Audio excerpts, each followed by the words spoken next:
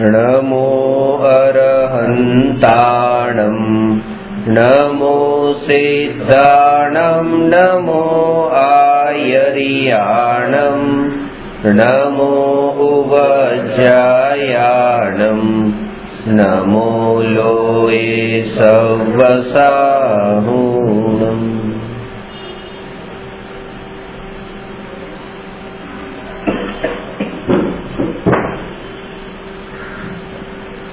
प्रश्न नंबर 290 क्षणिक नो बोध कोने कहेवाय?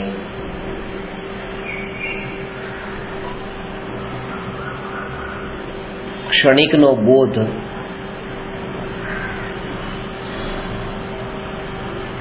अने नित्य नो अनुभव। आज आपणे चर्चा करवानी छे क्षणिकना बोध पर। एक कोई क्षणिक एटले पर्याय, कोई क्षणिक पर्याय ने ज्ञान में जाणी एनु क्षणिकपणु जाण्यु, एना क्षणिकपणा ने जाणीने जगतनी समस्त पर्यायोने पण क्षणिक जाणी अने ए पर्यायोमां जे तन्मयता हती ए तन्मयता छूटी अने एनाथी दूर गयो। हवे क्या गयो? तो के पछी ए कीधुं के क्षणिकनो बोध अने नित्यनो अनुभव। क्षणिकनो बोध थवानो मतलब आत्मानो अनुभव नथी। ज्यारे जीवने क्षणिकनो बोध थाय तो ए वखते एटલું જ कार्य थाय छे जेम लोखंड छे ए लोखंडने आगमां तपावता ए लोखंड गरम थयुं तो ए गरम थयुं त्यारे हवे शुं थई शके के हवे एने जे बाजु वाळवुं होय ए बाजु वળી शके। ए लोखंड ने जे बाजू वाळवू होय ए बाजू वળી शकशे। तो ज्यारे जीवने कोई जीवननी एवी कोई घटनाथी क्षणिकनो बोध थाय त्यारे ए जीव वળી जाय छे। कोई जीव तो अध्यात्म मार्गे वळे छे अने कोई जीव पापना मार्गे वळे छे ए बोध थता।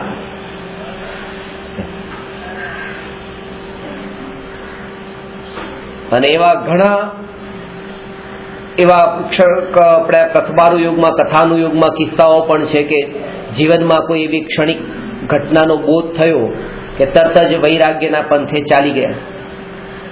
आकाश में वादळाओ जोया पण ए वादळाओ में तो राजमहल जोयो, वादळाओ में राजा जोया, वादळाओ में त्या राज्य जोयुं अने ए जोता एम लाग्युं के ओ केवुं राज्य, केवा राजा, केवो राजमहल। अने अमुक क्षण में ते ए विखराई गया। ए विखराई गया एने जाणीने एवो बोध थयो के आ जे राज्य, आ राजानुं पद अने आ राजमहल आ बधुं ज अनित्य ने क्षणिक छे एनी जेम आ बोध। जेने क्षणिकनो बोध थाय ए जीवने कोई एक घटना थी बोध थाय, बीजी घटनानी जरूर न पड़े। खास बात ए अने आज सुधी जे जीवने पण वैराग्य तरफ गया एवा नियम थी कोई ने कोई एवी घटना के जेना थकी एक क्षणिकनो बोध थयो के जेना कारणे तेने मळी गया। ए घटना जे छे ए जीवने डायवर्ट करावे छे अने ए जीवनी अंतरनी स्थिति एवी छे એટલા માટે एम नहीं के एना कारण बने छे। जेम के राजा ऋषभदेव ने नीलांजनानु नृत्य देखीने ए नीलांजनानु जे नृत्य माटे नीलांजनानु मरण थयुं अने एमां ज वैराग्य आवी गयो। एना कारणे के संसारनु स्वार्थीपणुं जाण्युं के एक नीलांजनानु मरण थयुं अने बीजी नीलांजनाने एम लागे के आ संसार केटलो स्वार्थी छे के पोताना चक्षु इंद्रियना विषयोने पोषवा माटे कोईनो मरणने पण गणता नथी। तो ए देखीने ए जाणीने संसारना क्षणभंगुरपणानुं ज्ञान थयुं, बोध थयो तो ए रीते छोड्युं। तो ए जे ए वैराग्यनुं प्रेरक कोई एवो प्रसंग बन्यो के जेना कारणे तत ए छूटी। राजकुमार नेमिकुमार ने पण ए रीते कोई घटना घटी के प्राणीओनो पोकार सांभळ्यो अने ए सांभळीने ते अरे आवुं जगतनुं स्वरूप छे तो ए देखीने वैराग्य। એટલે જીવનમાં કોઈ એવી ઘટના ઘટે અને ઘટના તો આપણા જીવનમાં પણ ઘટતી હોય છે ઘટતી હોય છે, પણ એ ઘટના જ્યારે ઘટે છે ત્યારે આપણને એવી પીડા પહોંચાડીને જાય છે. કોઈ ઘટના આપણા જીવનમાં ઘટી ત્યારે પીડા પહોંચી, પણ એ પીડા ઉપર આપણે શું કરીએ છીએ? મલમ લગાડીએ છીએ. શેનો મલમ લગાડીએ છીએ? વિકલ્પોનો મલમ લગાડીએ છીએ. વિકલ્પો કરી આમ થયું, કોઈ ઘટના ઘટી, પછી આમ કર્યું તો સારું હતું, આમ કર્યું તો સારું હતું, હવે આમ નહીં કરું, હવેથી ધ્યાન રાખીશ, આમ કરીશ, તેમ કરીશ, એમ કરી વિકલ્પો કર્યા, અને એ જે થયું એના ઉપર મલમ લગાડ્યો. એટલે કે એને એ જે બોધ થતો હતો એ વખતે છૂટી શકતું હતું, એ સ્થિતિ છે. કોઈનું મરણ થાય છે, મરણ એ તો વૈરાગ્યને ઉત્પન્ન થવા માટેનું ઉત્તમ સાધન છે. કોઈના નજીકમાં પરિવારમાં કોઈનું મરણ થયું તો એ થયા, કેટલાય મરણ થયા, પણ એ તેમ છતાં પણ એવો કોઈ ભાવ એ સમયે આવ્યો, પણ એવો બળવાન નહોતો. એનું કારણ એ હતું કારણ કે સંસ્કાર એવો નહોતો રોપેલો, જેનામાં પહેલેથી જ તે ખરાબ સંસ્કારો રોપાયેલા છે. એ જીવને જ્યારે ક્ષણિકનો બોધ થાય તો એ પાપના માર્ગે જતો રહે. આ સંસ્કાર જેનામાં અધ્યાત્મના સંસ્કાર રોપાયેલા હતા તો એને આ ક્ષણિકનો બોધ થયો તો એ ધર્મ માર્ગે જતો રહ્યો. સંસ્કાર કેવા પ્રકારનો રોપ્યો તો એ મહત્વનું છે. બીજું કે આ દરેકે દરેક ક્ષણે પલટાતા જગતના પરિણમનની એનો અહેસાસ એને થઈ રહ્યો છે કે ગઈકાલે જે હતું એ આજે નથી, હવે આજે જે છે એ આવતીકાલે નથી. એટલે એ દરેકે દરેક પછી આ ક્ષણે છે તે આવતી ક્ષણે નથી, આવતી ક્ષણે છે એ પછીની ક્ષણે નથી. એટલે જેનું અસ્તિત્વ એક સમયથી વધારે નથી તો એને દૂર કરવા માટે, એને ભગાડવા માટે, એને ટકાવવા માટે કોઈ વિકલ્પ જીવ કરતો નથી. જેને એ બોધ થયો કે આ એક સમયથી વધારે એની સત્તા નથી, એક સમયથી વધારે એની સત્તા નથી, કારણ કે એ પર્યાય છે, ક્ષણિક છે, એક સમય માત્ર જ છે. કીધું ને કે કોઈ બાઇક લઈને જતો હોય ને એને ગોળી મારવાનું કીધું કે આને ગોળી મારી દે છે, અને બાઇક લઈને નીકળ્યો અને આ બંદૂકની ગોળી આમ તાકીને જ બેઠો છે કે હમણાં જે હોય એ નીકળે એટલે હું ગોળી મારી દઉં. અને પેલો નીકળ્યો, એને તો કામ મળ્યું હતું કે ગોળી મારવાની છે. પેલો નીકળ્યો એટલે તરત એ જ ટાઈમે એનું બાઇક સ્લીપ ખાઈ ગયું, બ્રેઇન હેમરેજ થઈ ગયું. હવે મરવાની તૈયારીમાં જ છે. હવે આ બંદૂક તાકીને બેઠો છે, હવે ગોળી શું કામ મારે? કારણ કે જેને માર્યા વગર જ મરતો હોય, જેમાં કંઈ કરવું ન પડતું હોય, એને શું કામ મારે? તો જે પર્યાય એક સમય પછી આમે કંઈ કર્યા વગર વ્યય થવાની છે, આપણે કંઈ કરવું નથી પડતું, એ તો વ્યય થવાની જ છે. તો એ પર્યાયને દૂર કરવા માટે કે આ છૂટી જાય, અરે તો આમે છૂટવાની છે. સમજાય? બીમારી મટી જાય, અરે એ તો પર્યાય છે, એક સમયની છે, કંઈ ન કરો તો પણ એ છૂટવાની છે. પણ એ ત્યારે જ ખ્યાલમાં આવશે જ્યારે એ ક્ષણિક છે એવો બોધ થશે.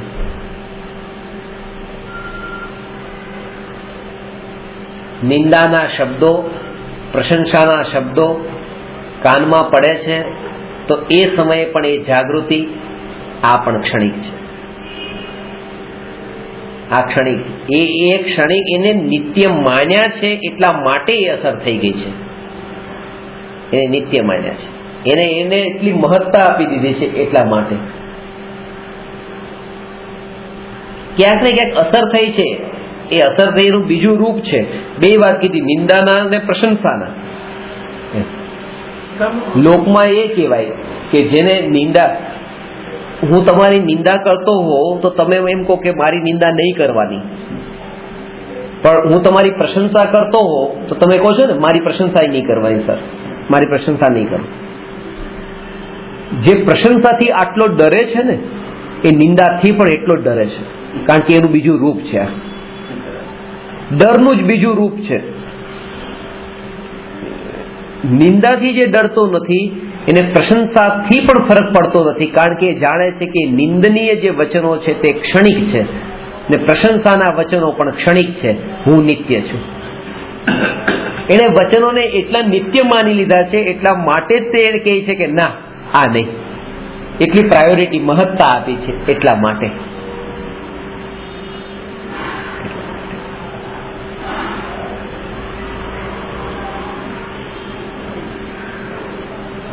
હવે એકમાત્ર નિજ આત્માના લક્ષ્ય જગતના ક્ષણિકપણાની યથાર્થ સમજણ થવી, તેને ક્ષણિકનો બોધ કહેવાય.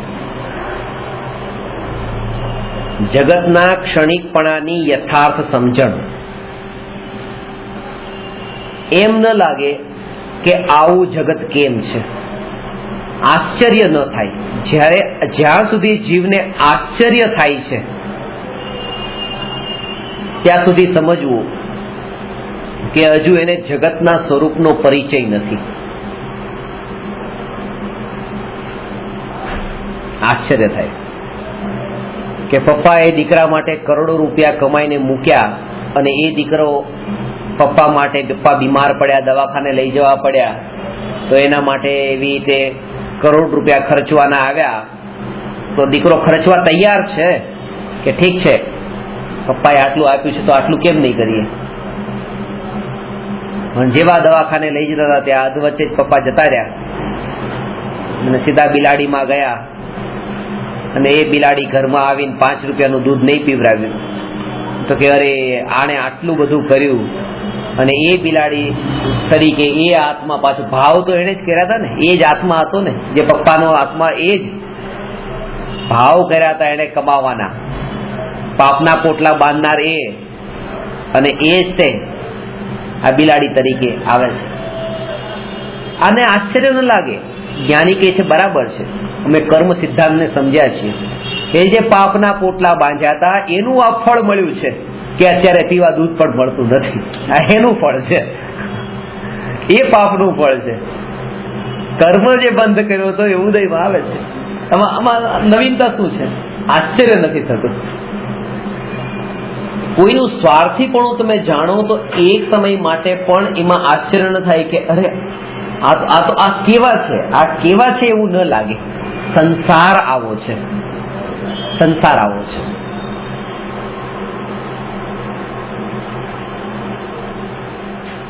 આવો જ.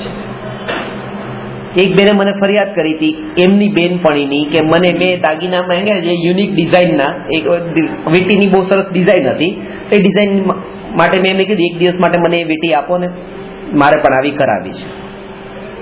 એ બેને નહીં આપી. કે ગઈકાલે બહુ કમ્પ્લેન કરતા હતા મને કે મારી બેનપણીએ મને આપીને આટલા વર્ષનો સંબંધ છે, તો આવું કેમ થતું હશે માણસને.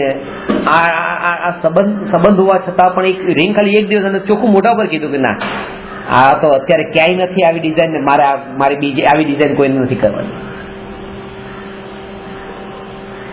આવું કેમ? ઠીક છે, તો તમે પેલી છે સારી છે. મેં મને પણ જો થોડા દિવસથી વિચાર હતો એક વેટી બનાવવાનો, મેં મને આ વેટી મને આપો, હું કાલ પાછી આપી દઈશ. કે નહીં સાહેબ કે આ તો કે બહુ જૂની ડિઝાઇનની છે. આ જૂની ડિઝાઇન છે ને, બસ સમજાઈ ગયું. આ એનું બીજું રૂપ છે. ગઈકાલે જે તમને જવાબ મળ્યો તો એ જ જવાબનું આ બીજું રૂપ છે, પણ છે તો અંદરની વૃત્તિ એ જ. સમજાણું? અમે કીધું મને આશ્ચર્ય નથી થતું, કારણ કે જગતનું સ્વરૂપ આ છે. જેણે જગતનું સ્વરૂપ જાણ્યું કે જગતમાં આવું સ્વાર્થી છે કે બીજા માટે આટલી આટલી કમ્પ્લેન કરે છે કે આ આવો છે, આ આવો છે, આ આવો છે, પણ આ પણ આવો જ છે. એમ ન લાગે કે અરે આ આવા નહીં, આ તો બધું આવું જ હતું. જેટલું જણાયું છે એ ખબર પડી, નથી જણાયું એ છૂપું પડેલું છે, છૂપું પડેલું છે.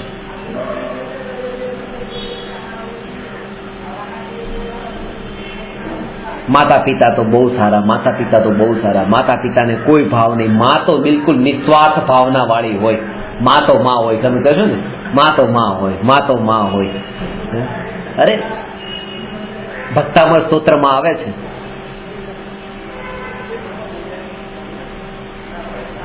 કે એવી તો ઘણી દિશાઓ છે.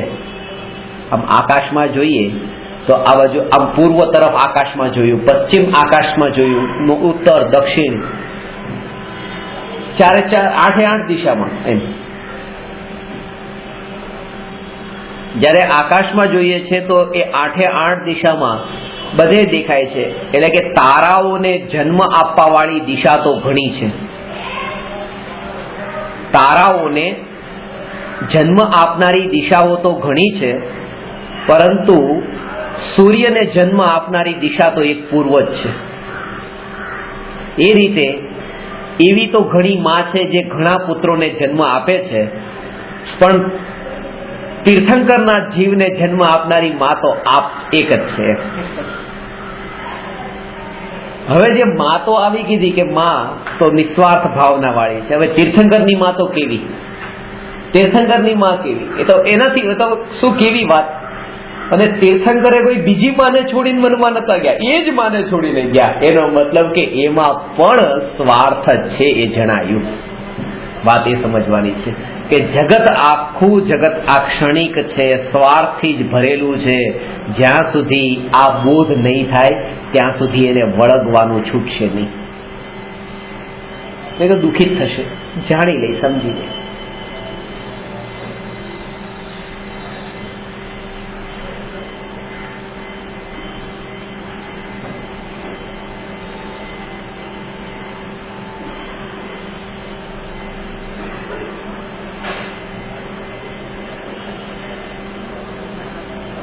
એટલે કે કોઈને કામ પડ્યું છે અને તમને કોન્ટેક્ટ કરે છે, તમને એને કામ પડ્યું, તમને એક વાર ફોન કર્યો, 2 વાર ફોન કર્યો, 3 વાર ફોન કર્યો, કેટલી વાર ફોન કરે છે. તમને કામ પડે ત્યારે પછી ફોન ન ઉપાડે એક પણ વાર. આવું કેમ? આવું કેમ? આ સંસારનું સ્વરૂપ છે. આ સંસારનું સ્વરૂપ છે. એક કસ્ટમર છે જે ઘણા વખતથી મારી દુકાનમાંથી માલ લે છે, ઘણા વખતથી મારો રેગ્યુલર કસ્ટમર છે, પણ આજે મેં એને 100 રૂપિયા કીધા, બાજુમાંથી એને 90 રૂપિયામાં કોઈ વસ્તુ આપી તો ત્યાં જઈને વસ્તુ લઈ લીધી. જો તો ખરા લોકો દુનિયામાં આટલા વખતથી એને હું સસ્તું આપતો હતો, અને એક વખત ખાલી આવી તે 10 રૂપિયાનો ફરક પડ્યો તો બાજુમાંથી લઈ લીધી. આ કેવું? અરે આ જગતનું સ્વરૂપ છે. સંસાર આવો જ હોય છે. આને સ્વીકાર કરવા વાળી જે અંતરમાં દ્રષ્ટિ આવે કે આમાં અયોગ્ય કઈ નથી, બધું જ યોગ્ય છે.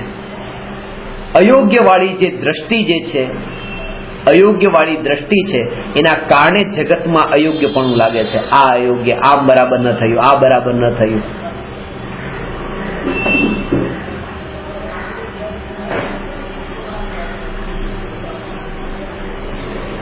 બધું બરાબર યોગ્ય છે.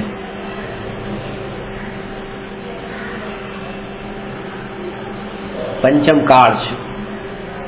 2500 વર્ષ પૂરા થયા છે.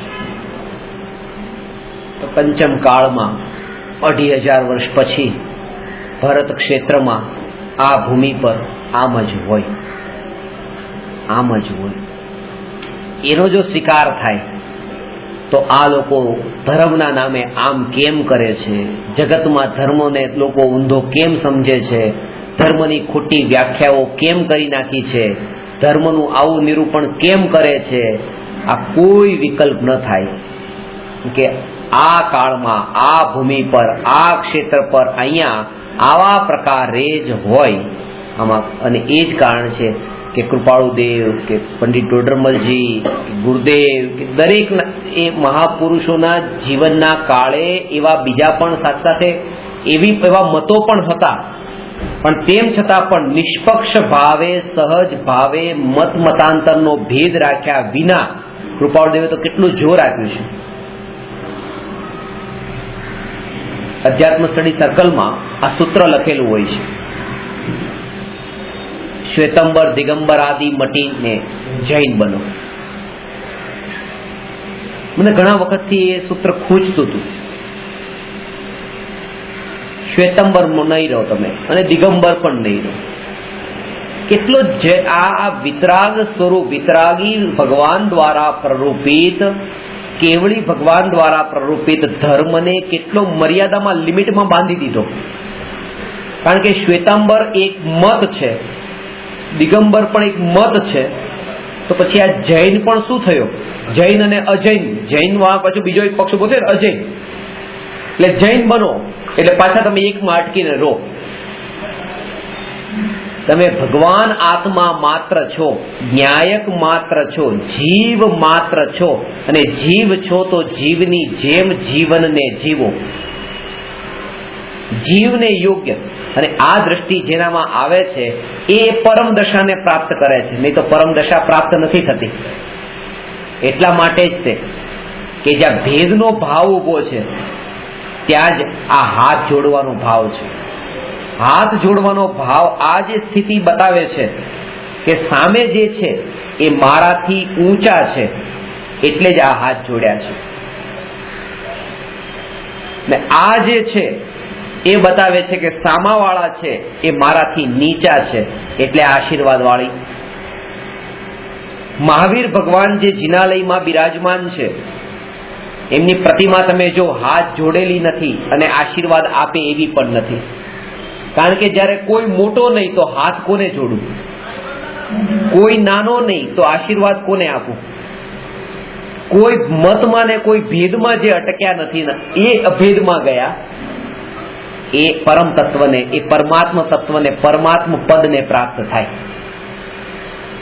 બહુ મર્યાદામાં, લિમિટમાં બાંધી કે શ્વેતંબરની જનસંખ્યા આટલી, દિગંબરની જનસંખ્યા આટલી.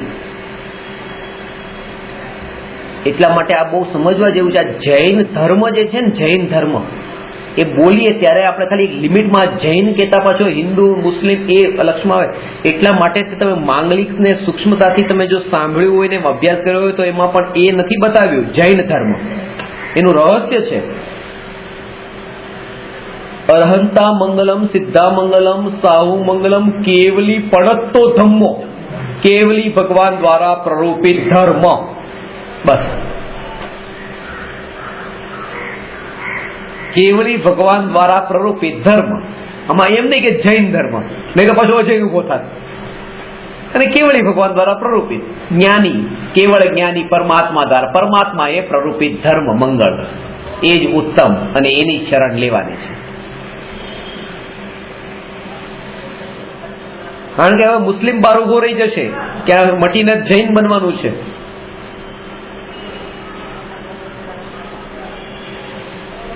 આ શ્વેતાંબર અને દિગંબર ને પણ મટાડીને જો જૈન બનાવે છે તો આ મુસલમાનને તો ક્યારેક પહેલા જૈન બનાવી દેશે.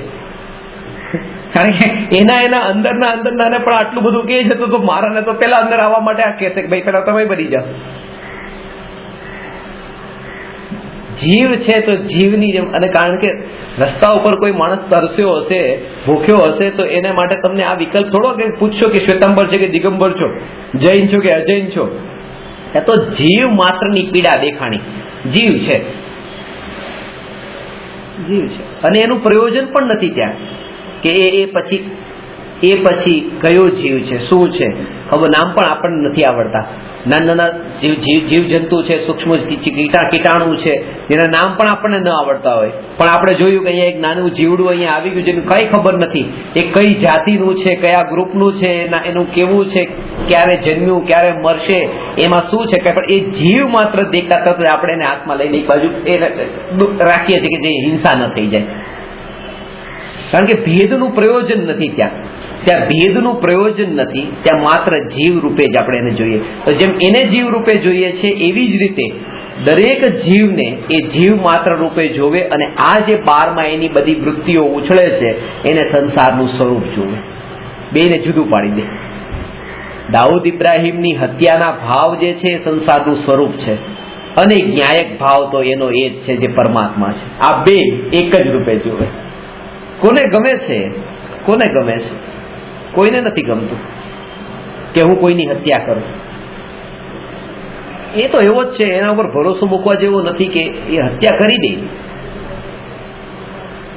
વાઘ ઉપર ભરોસો મૂકવા જેવો નથી. વાઘ તો ગમે ત્યારે ખાઈ જાય.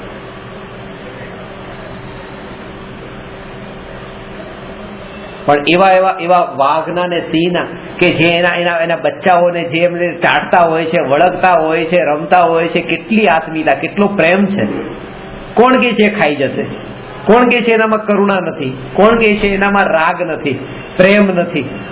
છે, પણ મારો સ્વાર્થ ત્યાં સિદ્ધ કોઈ થયો નહીં કે મને ગળ લાગવા આવ્યો નહીં એટલે આ હિંસક છે. જે મારા માટે હિંસક લાગ્યો એને મેં હિંસક કહી દીધો. Self opinion. અને એટલા માટે જ એ બતાવ્યું કે જગતના સ્વરૂપની દ્રષ્ટિ બે રૂપે જોવાનું. એક રૂપ તો એ છે કે એ ત્રિકાળી ન્યાયક છે, આ વાઘ નથી, ત્રિકાળી ન્યાયક છે. અને આ જે હિંસક જોઉં છું એ મારો પોતાનો ઓપિનિયન છે.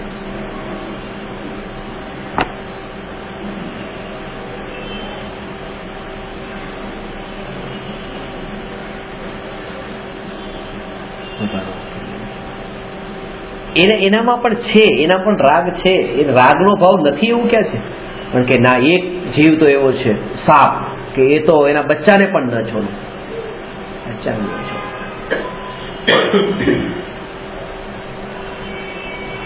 પણ એ સાપને પણ આ પ્રેમ કેટલો છે કે પોતાના માટે, આ પોતાના પ્રેમ માટે, એને આનો પ્રેમ તો છે ને પણ પોતાનો, એ ભલે કોઈને નથી છોડતો, એ વાત અલગ છે કે બચ્ચાને નથી છોડતો કે બીજાના બચ્ચાને નથી છોડતો, પણ એ આનો તો એટલો રાગ ધરાવનારો છે.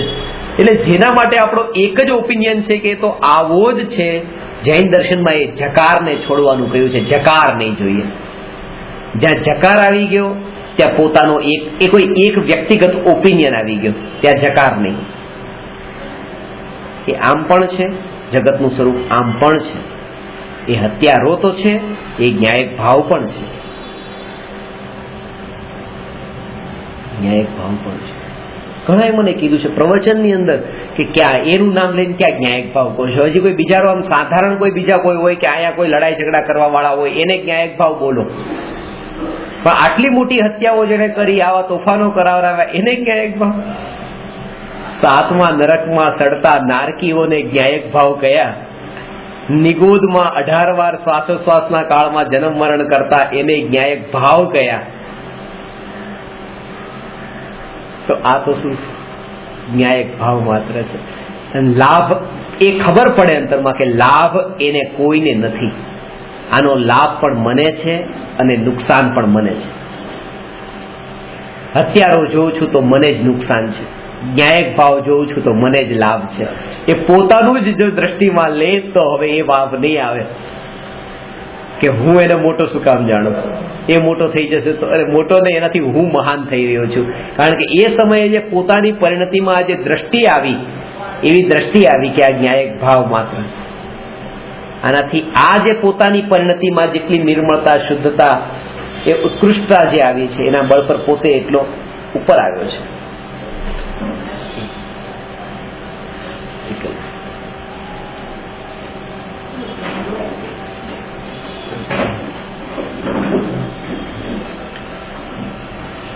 એક માત્ર નિજ આત્માના લક્ષ્ય જગતના ક્ષણિકપણાની યથાર્થ સમજણ થવી, તેને ક્ષણિકનો બોધ કહેવાય. ક્ષણિકનો બોધ નિત્યની અનુભૂતિ સુધી લઈ જવામાં ઉત્કૃષ્ટ સાધન છે. આ જે ઉત્કૃષ્ટ સાધન એટલે કહ્યું છે, દરેક પરિસ્થિતિમાં ક્ષણિકપણું. અચાનક જે શબ્દ છે, અચાનક આવું થઈ ગયું, અચાનક તો અચાનક એક ક્ષણભરમાં આવું થઈ ગયું. તો એ ક્ષણભર જે લાગે છે ને, ક્ષણભર એ ક્ષણિક લાગે. પ્રતિકૂળતા અને અનુકૂળતાનો ભેદ પાડ્યા વિના દરેક ઘટનામાં ક્ષણિકપણાનો બોધ થાય, તે ક્ષણિકનો બોધ છે. એટલે શું? અત્યારે તો પગ બરાબર છે, ચાલીને જઈએ છે, ચાલતા ચાલતા જતા હતા, રસ્તામાં તે ગાડીએ એક્સિડન્ટ થયું, પગ તૂટી ગયો. પગ તૂટી ગયો તો એક ક્ષણમાં જો કેવું થઈ ગયું, આગલી ક્ષણે આમ છે ને આની પછીના ક્ષણે આમ છે. દુનિયા કેવા આવશે, ક્ષણભરમાં જો ને કેવું થઈ જાય છે, ક્ષણભરમાં કેવું થઈ જાય છે. આનું આમ હતું ને આમ થઈ જાય છે. પણ જયારે પાટાપિંડી કરીને પછી પગ સારો થઈ ગયો ત્યારે કોઈ કેવા નહીં આવે, અરે ક્ષણભરમાં જો તો ખરા સારું થઈ જાય છે. કારણ કે અજ્ઞાનીઓને અનુકૂળતાથી જે પ્રતિકૂળતા જે છે એમાં ક્ષણિકપણું તો દેખાઈ જાય છે, પ્રતિકૂળતાથી અનુકૂળતામાં ક્ષણિકપણું નથી દેખાતું. કારણ એનું એ છે, કારણ કે એવું ક્ષણિકપણું જો જોવા જાય તો એ અનુકૂળતાનો આનંદ એનો છૂટી જાય. એને તો આનંદ લેવો તો, અને આ વિચારોમાં પડે તો આનંદ કેવી રીતે લે? પ્રતિકૂળતામાં તો આનંદ લેવાનું કઈ રહ્યું નથી, પૂરો ટાઈમ મળી ગયો છે હવે. કારણ કે હવે તો આનંદ લેવાનું સાધન ન રહ્યું. ત્યારે હવે આ વિચારો કરી નાખ્યા કે એક ક્ષણમાં આવું થઈ જાય, એક ક્ષણમાં આવું થઈ જાય, કારણ કે સાધન કઈ રહ્યું નહીં આનંદ લેવાનું. એટલે બે સ્થિતિમાં, અનુકૂળતા અને પ્રતિકૂળતા બંનેમાં ક્ષણિક,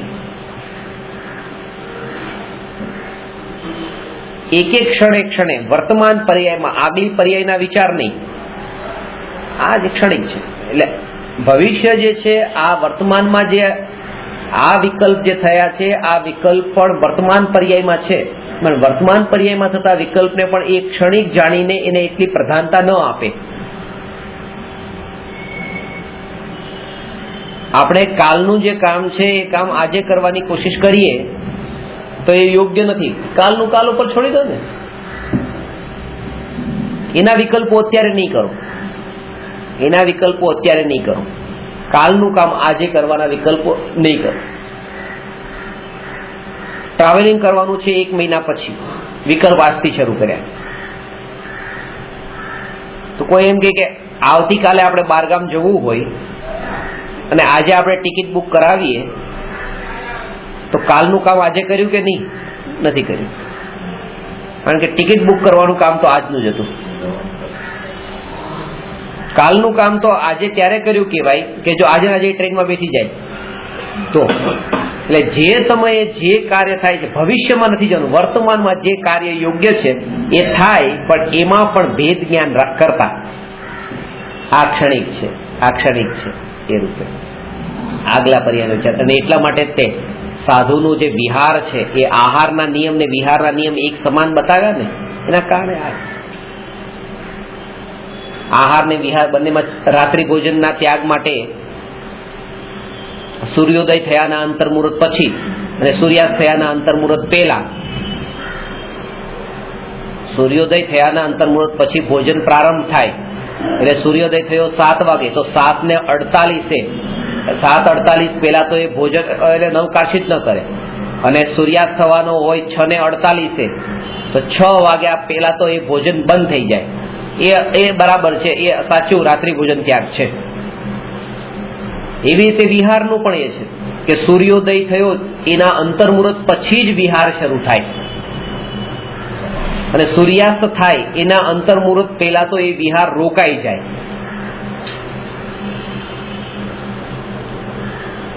હવે અત્યારે તમે જોયું કે અત્યારે સવારના વહેલા 6 વાગે પણ કોઈ વિહાર કરે, અંધારામાં પણ વિહાર કરે. કેમ?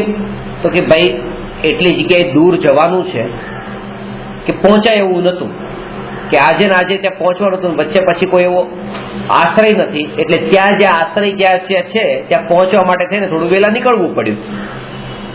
આ એટલા માટે તમને કહું છું કે ભવિષ્યનો જે વિચાર છે ને, ભવિષ્ય આગામી પર્યાયનો એ વિચાર જ્યાં આવે છે ત્યાં જ મૂળગુણો ભંગ થાય છે.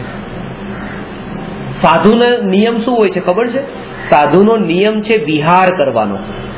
વિહાર કરવાનો અર્થ એ છે કે આ સ્થાન પરથી નીકળી જવાનું, અને અત્યારે એ લક્ષ્ય છે કે એ સ્થાન પર જવાનું.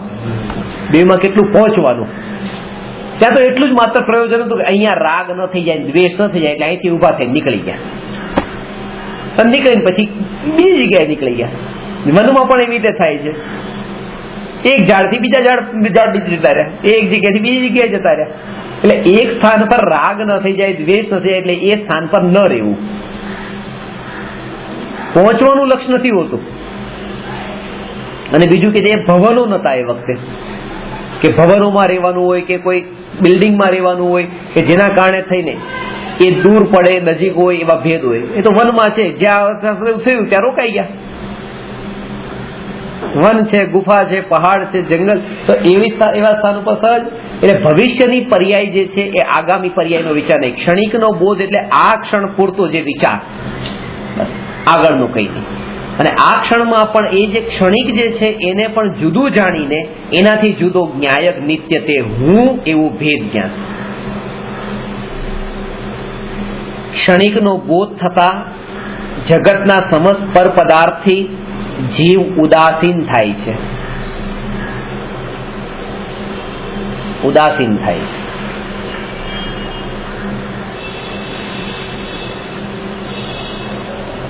આ ગુરુદેવના કૃપાળુદેવના જીવન ચરિત્ર ઉપરથી આપણને આનો અહેસાસ થાય કે ગુરુદેવનું જીવન, ગુરુદેવની વાણી, ગુરુદેવનું ચાલવું, બોલવું, બેસવું એ જ્ઞાનીનું લક્ષણ.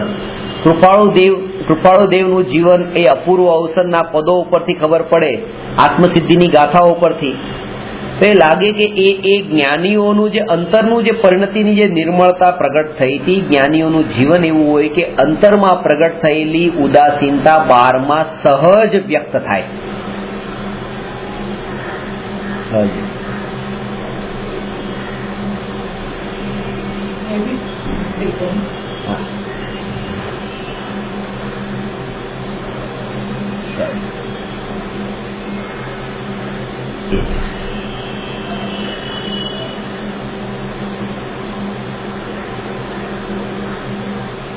ઉદાસીનતા અને ડિપ્રેશન, નિરાશા વચ્ચે બહુ અંતર છે.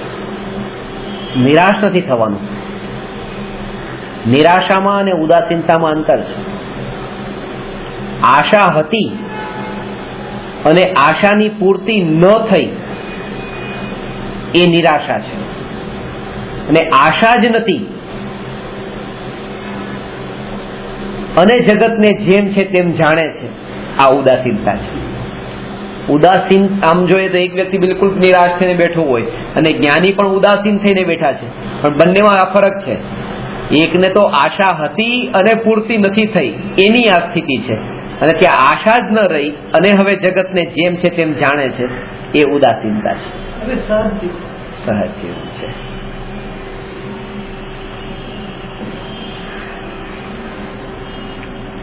ઉત એટલે ઉપર, ઉત એટલે ઉપર, આસીન એટલે બિરાજમાન. ઉદાસીન, ઉત એટલે ઉપર, આસીન એટલે બિરાજમાન. જે ઊંચા આસને બિરાજમાન થયો છે તે ઉદાસીન છે. જગતમાં એને એમ દેખાય, આ બીજા કેટલા દુઃખી છે. ઊંચું આસન એને કીધું, ઊંચા આસન પર બિરાજમાન છે. જે પર્યાય છે, જે પર્યાય જ્ઞાન પર્યાય, જે જ્ઞાન પર્યાયમાં જગતના પરજ્ઞેયો જે આવતા હતા એ પરજ્ઞેયો બહાર નીકળી ગયા અને હવે જ્ઞાયક એ આસન પર બિરાજમાન થયો. એ જ્ઞાન પર્યાય જે છે પણ જ્ઞાન પર્યાયમાં બિરાજમાન થયો છે. જેને આ ઉદાસીનતા માટે આ બંને સ્વરૂપને સમજવાના છે. બે વાત, એક છે ક્ષણિક અને એક નિત્ય. ક્ષણિકને ભોગવવાથી સંસાર થાય છે એવું માનનારાએ ક્ષણિકને છોડવાથી મોક્ષ થાય છે એમ માની લીધું. ક્ષણિકને ભોગવવાથી સંસાર વધ્યો છે, સંસારમાં ભટક્યા, પરિભ્રમણ થયું, તેથી ક્ષણિક એટલે પાંચ ઇન્દ્રિયના વિષયના ભોગો. ક્ષણિક પાંચ ઇન્દ્રિયના વિષયોને ભોગવવાથી સંસાર છે, તો ક્ષણિક પાંચ ઇન્દ્રિય વિષયોના ભોગને ભોગવવાનું છોડવાથી મોક્ષ છે એવું માની લે છે.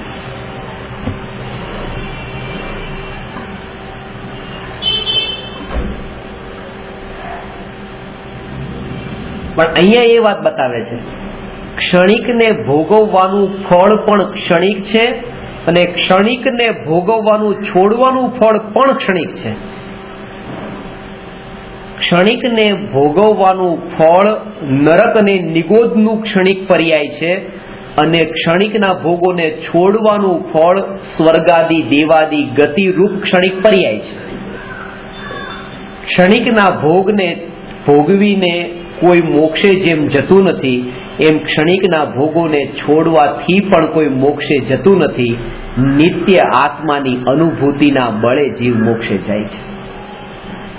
નિત્યના અનુભવના બળે નિત્ય સુખ પ્રગટ થાય છે. નિત્યના અનુભવના બળે નિત્ય અવસ્થા પ્રગટે છે.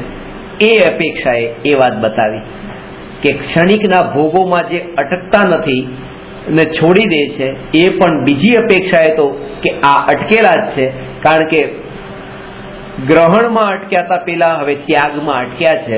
પણ ગ્રહણ ત્યાગથી રહિત જ્ઞાયક સ્વભાવ જે હું છું એની સ્પર્શના ને એવો અનુભવ અંતરમાં જ્યાં સુધી ન થાય ત્યાં સુધી એ નિત્યની અનુભૂતિ વગર આવું તો અનંત વાર કર્યું છે, અનંત વાર કર્યું છે.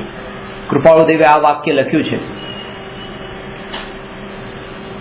382-362 નંબરનો પત્ર વારમણા થયો એ બા વાત હતી કે તમે આમાં શુભ ભાવ જો આવે તો એ શુભ ભાવના કારણે તમને પુણ્ય બંધાય, એવા શુભ ભાવના કારણે પુણ્ય બંધાય.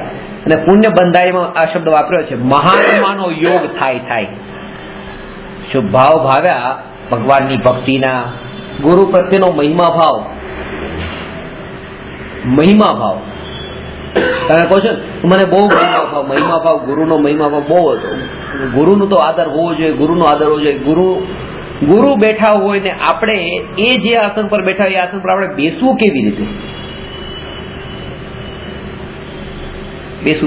આખા મુંબઈમાં એક જ વિદ્યાર્થી એવા છે જે બિલકુલ નીચે બેસતા હશે, આખા મારા એમને પૂછવા ઉપર ના બેસે. મેં તો જ્ઞાન પછી અને કે મને બધી વખતે ગુરુ મળી ગયા, જયારે પણ જોઈએ ત્યારે મળી ગયા. તો કે તમારા ભાવ તમારામાં એવા હોય ને તો તમને ગુરુનો યોગ થઈ જાય થઈ જ જાય.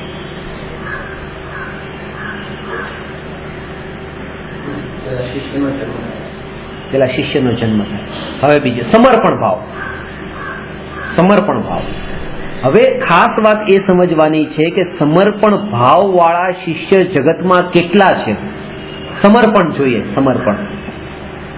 સિદ્ધિ વિનાયકની લાઈનો અને મુંબાદેવીમાં જે લાઈનો, મહાલક્ષ્મીમાં જે લાઈનો, એ શું સમર્પણ ભાવ નથી? તો સમર્પણ ભાવથી જો ગુરુ મળતા હોય તો એને ગુરુ કેમ ન મળ્યા, સદગુરુ કેમ ન મળ્યા? કારણ કે સમર્પણ ભાવની સાથે સમજણનો પણ ભાવ જોઈએ. આ બે વાત સમજવા જેવી છે. એકાંત એમાં પણ નથી લેવાનો, કારણ કે અનાદિથી આ જીવ એકલા સમર્પણથી ઠગાયો છે અથવા એકલી સમજણથી ઠગાયો છે.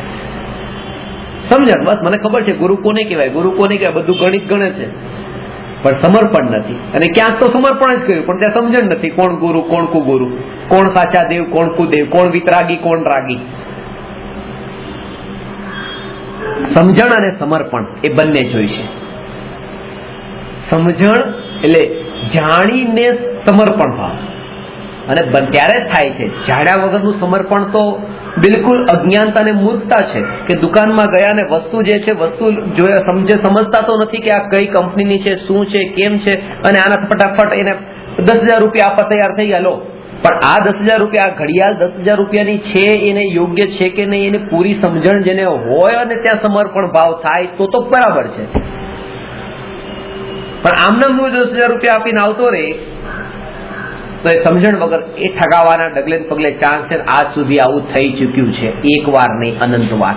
નહીં તો અહીંયા ન હોત અને દુનિયા આટલી દુઃખી ન હોત જો બધું જ વ્યવસ્થિત ને બરાબર સમર્પણ ભાવથી કામ થઈ જતું હોત. સમજણ પણ અંદર જોઈએ ને સમર્પણ ભાવ પણ જોઈએ. પણ એવું છે કે સમજણમાં એટલી ચાંચ ડૂબતી નથી, એટલો નિર્ણય લેવાની પોતાનામાં એવી ક્ષમતા લાગતી નથી. એટલે એક જ માન્યું કે અત્યારે સમર્પણ ભાવ, સમજણ આવશે ત્યારે આવશે. પણ આ તો એવું છે, આ 10,000 રૂપિયા એક જ મૂડી છે મારી પાસે અને એ હવે ત્યાં ચૂકવી દીધા. હવે શું ચૂકવીશ? અત્યારે તો સમર્પિત કરી દીધું. હવે સમજણ આવશે ત્યારે પછી પેલું સમર્પિત થયેલું છે ને એને સમજણ જ અંદરમાં નહીં આવવા દે. કારણ કે ત્યાં એ જ થઈ ગયું કે જ્યાં સમર્પણનો ભાવ છે ત્યાં અવગુણ તમને દેખાશે જ નહીં. સમર્પણ ભાવ આવી ગયો ત્યાં અવગુણ નહીં દેખાય, હવે બધા સદગુણ દેખાશે. સમર્પણ ભાવ છે ત્યાં, અને ત્યાં કોઈ પણ ક્રિયા એ યોગ્ય લાગશે, બરાબર છે, કરવા યોગ્ય છે. સમર્પણ ભાવ છે ત્યાં સમર્પણ ભાવ. ગાંધીનગરમાં થોડા વખત પહેલા બન્યું હતું કે આશારામ બાપુ ના જે શિષ્યો છે દુકાનો તોડી નાખી, આ તોડી નાખી, આ તોડી નાખી. સમર્પણ ભાવ છે. આશારામ બાપુના વિરુદ્ધમાં કઈ પોલીસે કર્યું તો એના કારણે આવું બધું કામ એમણે કર્યું. તો સમર્પણ ભાવ હોય ત્યાં તો હિંસા સુધી જીવ ઉતરી આવે છે. સમર્પણ છે પણ ત્યાં સમજણ નથી. સમજણ. હું ઘણી વાર કહું છું કે ગુરુની સામે ગુરુ બનવાની કોશિશ નહીં કરવી. એટલે ગઈકાલે જ એક ઘટના એવી બની, એક ગુરુની પર ડેફિનેશન બતાવી કે ભાઈ અહીંયા શિષ્ય બેઠા છે અને ગુરુ પણ બેઠા છે, અને એક શિષ્ય છે એ બીજા શિષ્યને સમજાવવા લાગી ગયા કે આમ નહીં આમ હોય, આમ નહીં આમ હોય. એટલે ગુરુની હાજરીમાં બીજાની સામે બીજાના ગુરુ બનવા બેસી ગયા. એટલે ગુરુની સામે બીજાના ગુરુની સામે ગુરુ નહીં બનવું, એમ ગુરુની સામે. તો એ શિષ્યએ મને પ્રશ્ન બહુ સરસ પૂછ્યો, અને રહસ્ય છે એમાં કે ગુરુ સામે અહીંયા બેઠા હોય અને સામે શિષ્ય છે, એટલે બધા શિષ્યો છે, એમાં એક નંબરનો શિષ્ય બીજા નંબરના શિષ્યને કઈ સમજાવે એટલે ગુરુ બન્યો, એ યોગ્ય નથી. પણ જૈન ધર્મમાં એવું પણ બતાવ્યું છે કે ગુરુ બેઠા હોય, ભલે ગુરુ ગુરુ પદે, પણ શિષ્ય પોતે પુરુષાર્થ કરીને ભગવાન બની જાય, પુરુષાર્થ કરીને ભગવાન, તો એ ચાલે. ગુરુની હાજરીમાં ભગવાન બને એ ચાલે, પણ ગુરુની હાજરીમાં ગુરુ બને એ ન ચાલે. છે કે બસ પોતે અંદરમાં ઊંડો ઉતરી જાય અને એ જ ગુરુનો અભિનય કર્યો, પાછો ભગવાન બની ગયો એટલે ગુરુનો અભિનય નથી કર્યો, કારણ કે ગુરુએ એને ગુરુ બનવાનું નતું કીધું, ભગવાન જ બનવાનું કીધું હતું. અને એ કામ એને કર્યું, એ જ એને જીવનમાં અપનાવ્યું, જે ઉપદેશ એને સાંભળ્યો એ ઉપદેશને આચરણમાં ઉતાર્યો કે પરમાંથી હટીને સ્વમાં વસી જા, બસ. અને એ કામ એને કર્યું. ગુરુની હાજરીમાં ગુરુ નહીં બનવું, ભગવાન બનવાની છૂટ છે.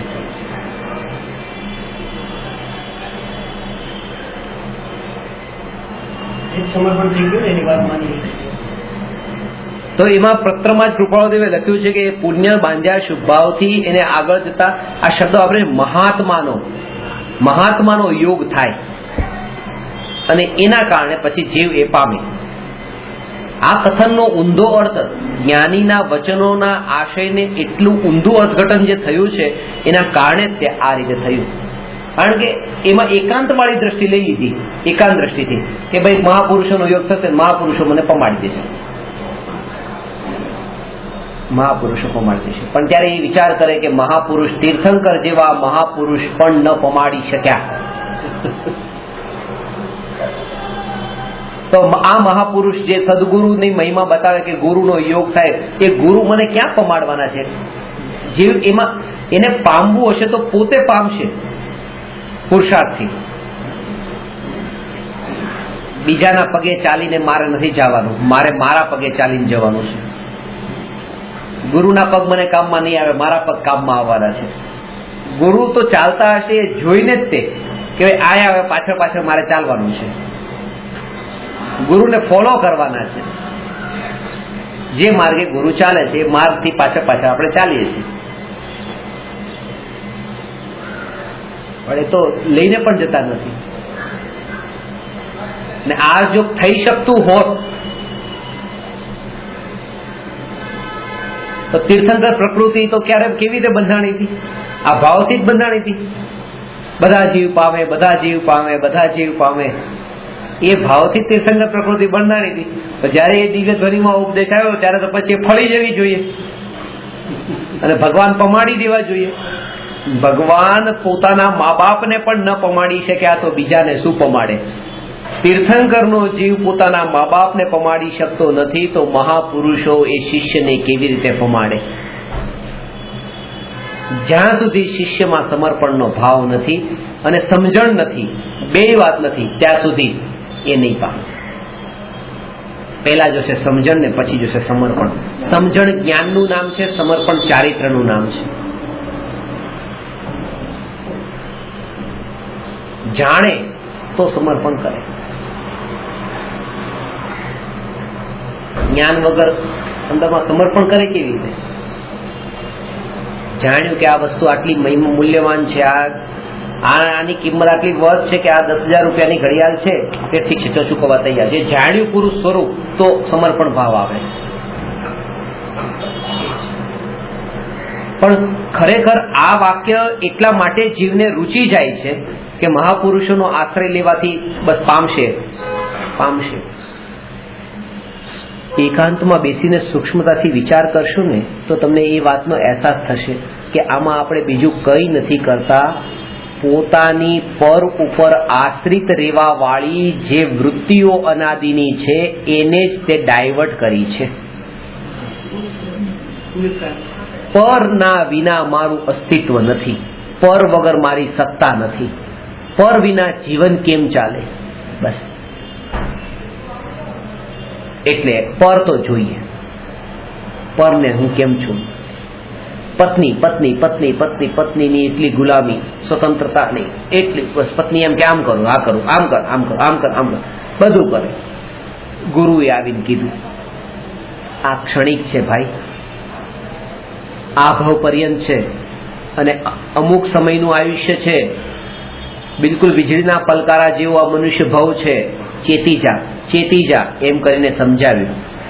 ઠીક છે, હવે બિલકુલ પત્નીને છોડી દીધી. પણ આવી ઉત્તમ વાત બતાવનારા ગુરુજી હવે હું આપને કેમ છોડું? હવે હું આપને કેમ છોડું? હું આપને નહીં છોડું. આમાં બીજું કશું જ નથી થયું. એક જગ્યા વાળી જે પર ઉપર આધીન વાળી, પરાશ્રિત વાળી જે વૃત્તિ હતી એ ડાયવર્ટ થઈ ગઈ. અને એટલા માટે જ મહાવીર ભગવાને પર સાથેનો સંબંધ તોડી નાખ્યો. કોઈ પર નહીં જોઈએ. સ્વમાં પરિપૂર્ણતા છે તો પર શા માટે? એકવાર હા તો પાડ, હા પાડ, બસ હા પાડીશ તો કાલે પામીશ. બધા પાડો છો, સારી વાત છે, ચલો પામશો. રવિભાઈ પાડો છો ને, હા તો પાડ એમ કે ભાઈ હું પરિપૂર્ણ છું, સ્વભાવથી પરિપૂર્ણ છું. સ્વભાવની પરિપૂર્ણતાથી, ભલે પર્યાયમાં તો અપૂર્ણતા છે પણ સ્વભાવની પરિપૂર્ણતાનો એકવાર હકાર ગુરુદેવ તો વારંવાર પ્રવચનમાં કે એકવાર હા પાડ કે પાડતા પણ કેટલાય બધા પરાણે પાડતા. શું કરે બેસવું છે ને ક્લાસમાં પ્રવચનમાં. આ પણ બી શ્રદ્ધાનો વિષય છે. હા બરાબર છે.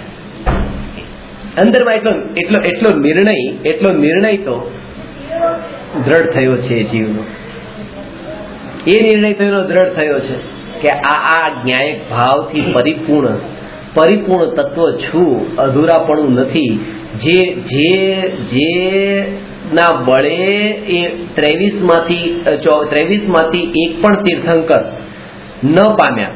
એટલે કે આદિનાથ ભગવાનને છોડી આદિનાથ ભગવાનનો આશ્રય અજીતનાથ ભગવાને નહીં લીધો, અજીતનાથ ભગવાનનો આશ્રય પછી શંભુનાથ ભગવાન નહીં લીધો, અને 23 તીર્થંકરોનો આશ્રય પછી એવી રીતે એમની શરણાગતિ મહાવીર ભગવાને નહીં લીધી. 24 કોઈની શરણાગતિ નહીં લીધી. અને આજે આ જીવ એ જ ભાવના ભાવે કે હું 24ના શરણમાં રહું, અને 24 નહીં અનંતના શરણમાં. તો જે ભૂલ હતી, જે એમણે નથી કરી, એ ભૂલ કરવામાં પાછી અત્યારે આવા ભાવ આવે. પણ આમાં જે ઉપાદેય બુદ્ધિ કે આ તો આનાથી જ પહોંચાશે, આ જ લઈ જશે, આ નહીં લઈ જાય, આ છૂટવાથી જ જશે. પોતાને નીચો નહીં માનો. આ ભૂમિકા છે. પાત્રતા તો જોઈએ ને. આ જ્ઞાયક ભાવ સમજવાની પાત્રતા શું? પાત્રતા એટલી જ કે મેં તમને જ્ઞાયક ભાવની વાત કરી અને તમે મને પથ્થર સામે નહીં ફેંક્યો, બસ આ જ તમારી પાત્રતા. મેં જ્ઞાયક ભાવની વાત કરી અને તમે વચનથી તમે પ્રહારો ન છોડ્યા, આ જ તમારી પાત્રતા. મેં જ્ઞાયક ભાવની વાત કરી અને મનમાં તમારે કોઈ એવા વિકલ્પોના તરંગો ન ઉઠવા લાગ્યા અને શાંત ચિત્તે આ વાતને સાંભળતા રહ્યા, આ જ પાત્રતા. આ પાત્રતાના લક્ષણ છે. અને આનો અર્થ શું? કે તમે મારી નજરની સામે આવી ગયા એટલે દેખાઈ ગયા કે આ સંઘની પંચેન્દ્રિય તો છો જ. તે ક્ષયોક્ષમ જ્ઞાન તો તમારું એટલું છે જ કે સંઘની પંચેન્દ્રિયને 5 ઇન્દ્રિયને બનતો હોય. અને હવે આ જે પથ્થર માર્યો નથી, વચનથી પ્રહાર છોડ્યા નથી ને મનથી વિકલ્પોના તરંગો ઉઠ્યા નથી, આ જ તમારી વિશુદ્ધિને બતાવે છે. તો જેનામાં ક્ષયોક્ષમ લબ્ધિ છે ને વિશુદ્ધિ લબ્ધિ છે, એને તો પછી દેશના નિયમથી છે, ત્રીજી દેશના છે. હવે દેશના આ ઉપદેશ કોને આપો? આ બે જેનામાં હોય એને આપો. કે જેને 5 ઇન્દ્રિયને મન સામે હોય તો એને આપવું, અને પછી કે આ વાત તમે બતાવતા હો ત્યારે એનામાં પથ્થર ન મારા 3 કામ જે મન વચન કાયાથી રિએક્શન ન કરી દે એની વિશુદ્ધિ, એ એટલો શાંત પરિણામ વાળો છે, એને આપો. કારણ કે મોઢામાં માંસ હતું જયારે એ સિંહને મહાવીર ભગવાનની એ અવસ્થામાં, સિંહની અવસ્થામાં, ત્યારે એ મુનિરાજે, 2 મુનિરાજે સિંહને એ પણ નતું કીધું મોઢું ધોયા, મોઢું ધોઈને આવો.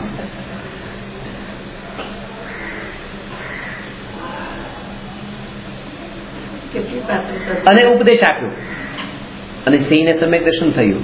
હવે વાત એ છે કે એ જે ઉપદેશ આપ્યો ને સિંહને સમ્યક દર્શન થયું, તો સમ્યક દર્શન તો આત્માના અનુભવ વગર થતું નથી.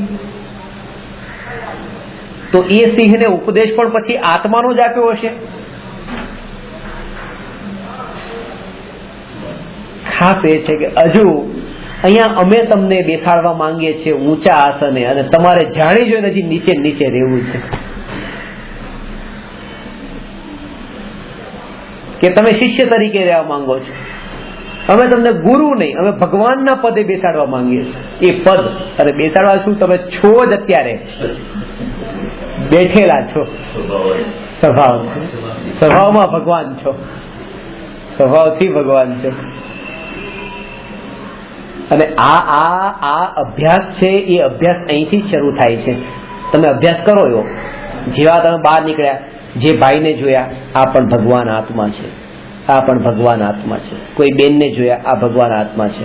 છોકરો જોયો, છોકરી જોઈ, બાળક જોયું, વૃદ્ધ જોયા, દાદીમાં જોયા, કીડી જોઈ, કૂતરા જોયા, બિલાડા જોયા, ભગવાન આત્મા, ભગવાન આત્મા, ભગવાન આત્મા, ભગવાન આત્મા. આ અભ્યાસ ખોટો છે. એટલા માટે ખોટો છે કારણ કે આ અભ્યાસથી એક પણ જીવ ભગવાન આત્મા દેખાવાનું નથી. જ્યાં સુધી અહીંયા પોતે હું ભગવાન આત્મા, હું ભગવાન આત્મા, એ જ્યાં સુધી અહેસાસ ન થાય ત્યાં સુધી સામે નહીં થાય. જેણે પોતે પોતાને એવું અંદરમાં જાણ્યું, અનુભવ્યું કે આ ભગવાન આત્મા તે હું, હવે દેહ સાથે હોવા છતાં પણ દેહથી જુદો, રાગ હોવા છતાં પણ રાગથી જુદો, એવો ભગવાન આત્મા હું. એટલે એ જુદો જોવાની હવે એને અંદરમાં શક્તિ અહીંથી પ્રગટી છે. હવે એને અહીંયા પણ જુદો દેખાઈ શકે છે, કારણ કે ચશ્મા એને અહીંયા જ લગાવવાના હતા, એ લગાવ્યા, હવે બધું જ એને દેખાશે. ત્યાં વિકલ્પ પણ નહીં કરવો પડે કે આ ભગવાન છે ને આ ભગવાન છે ને આ શરીરથી જુદા છે, એમ નહીં.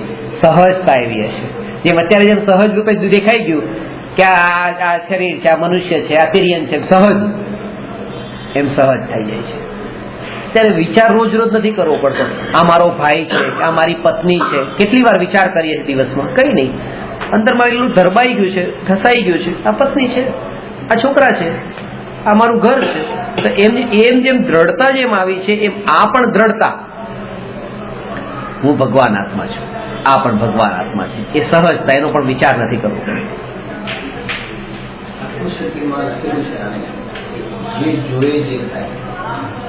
જે જીવ પરમાત્મા જોવે છે, જે જોવે છે એ થાય. એ સર્વ જીવ છે સિદ્ધ સમ, જે સમજે તે થાય. હા, સર્વ જીવ છે સિદ્ધ સમ, જે સમજે તે થાય. પહેલું બાકી તો સર્વ જીવ છે સિદ્ધ સમ.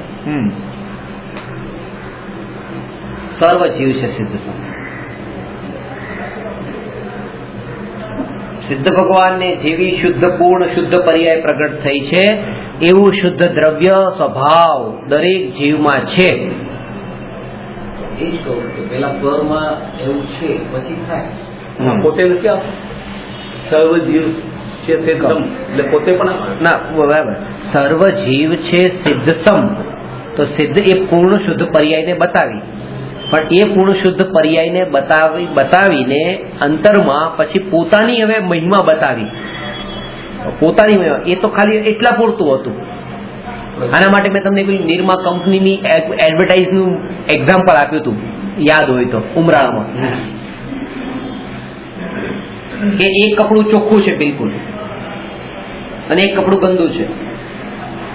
તો એ કહે છે કે જે આ ચોખ્ખું કપડું છે ને એવું જ ચોખ્ખું કપડું થવાની શક્તિ આ કપડામાં પણ છે જે મેલું છે. સ્વભાવથી તો એ પણ આવું છે. આ પર્યાયમાં ચોખ્ખું થયું છે, આ શક્તિ અપેક્ષા એ ચોખ્ખું છે. પર્યાયમાં શું છે પણ શક્તિ અપેક્ષા તો આપણે એટલું જ ચોખ્ખું છે જેટલું આ પર્યાયમાં ચોખ્ખું છે. અને તમે અમારો નિર્મા સાબુ વાપરશો તો આ થઈ જશે. તો કહેવાનો એ હવે એ આ ચોખ્ખું કપડું જોયું, ચોખ્ખું કપડું જોયું, પણ એ ચોખ્ખું કપડું જોયું અને પછી એ ચોખ્ખા કપડામાં અટકી નહીં રહ્યા. હવે અહીંયા આવ્યા. પ્રશ્ન મારો જેમાં સિદ્ધ સમ જોઈએ એ થાય. આ શ્લોક કેવી રીતે છે? સમજે તે સર્વ જીવ છે સિદ્ધ સમ. જગતમાં રહેલા સર્વ જીવોનો દ્રવ્ય સ્વભાવ સિદ્ધ ભગવાનની જેવો જ શુદ્ધ છે. જે જીવ આ વાતને સમજે છે એ જીવ પોતે સ્વયં પર્યાયમાં પણ સિદ્ધ થાય છે. આનો મતલબ એ પ્રક્રિયા જે અભ્યાસની પ્રક્રિયા છે એ પેલા સિદ્ધ સમ જાણે કે પેલા હું સિદ્ધ છું એમ જાણે. હા, હું સિદ્ધ સમ, સર્વ જીવ છે સિદ્ધ સમ, બરાબર છે. આ કપડું જે છે એ આના જેવું ચોખ્ખું છે. પછી હવે આના જેવું ચોખ્ખું છે ને એ બતાવ્યું, પણ પછી આના જેવું એ નીકળી ગયું અને ચોખ્ખું છે. પછી કેટલી એ તો ખાલી ઇન્ડિકેટ કરવા માટે હતું કે અહીંથી પાછો વાળવા, અહીંથી પરમાં ન જતો રહે, પારકામાં ન જતો રહે, એટલા માટે એને અટકાવવા માટે, ટકાવી રાખવા માટે ત્યાં હતું. પણ હવે કે અત્યારની ભૂમિકામાં તો હજી અંતરમાં તો જવાતું નથી, અંતરમાં જવાતું નથી, તો પછી બીજો કોઈ ઉપાય નથી આના વગરનો. તો આ જ એકમાત્ર ઉપાય છે. પણ એ અંતરમાં નથી જવાતું ને એનું મૂળ કારણ આ છે, કારણ કે આમાં ઉપાદેય બુદ્ધિ રહેલી છે ક્યાંક ને ક્યાંક હજુ પણ, કે ના આ તો આ એને પણ હે જાણો. કરો એ અલગ વાત છે, પણ હે જાણીને કરો, હે માનીને એ કરો. એટલે કે ભગવાનના દર્શન કરવા માટે જાઓ છો, હું એ કહું છું કે ભગવાનના દર્શન કરવા માટે જાઓ છો, પણ એ કાર્ય શુભ કાર્ય છે, એ શુભ કાર્ય છે, કરવા યોગ્ય નથી એમ માનીને એ કરે.